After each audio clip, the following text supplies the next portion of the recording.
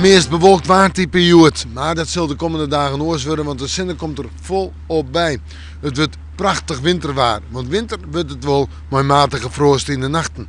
Joen en vannacht nog altijd een bewolking. Ik heb een paar opklaringen, misschien wel wat lichte sneeuw en een temperatuur. Ik denk om het bij de min 3, min 4 graden in.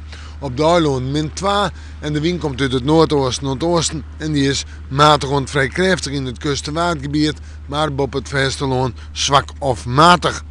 En dan terug naar morgen. Morgen wordt als een mooie dag. Eerst nog maar wat bewolking, letter zinnen en nog eens een keer zinnen. En misschien in een petite maand nog even wat lichte sneeuw.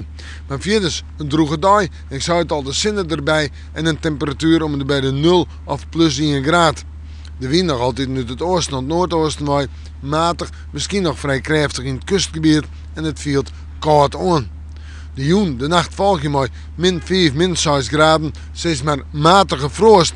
Ja, dan is het echt winter.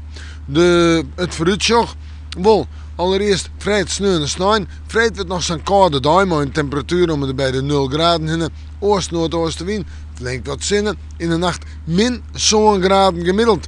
En dat is matige frost.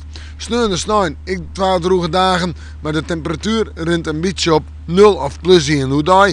En in de nachten meestentijds nog lichte frost. Misschien in de nacht van sneeuw op sneeuw nog een graadje leger.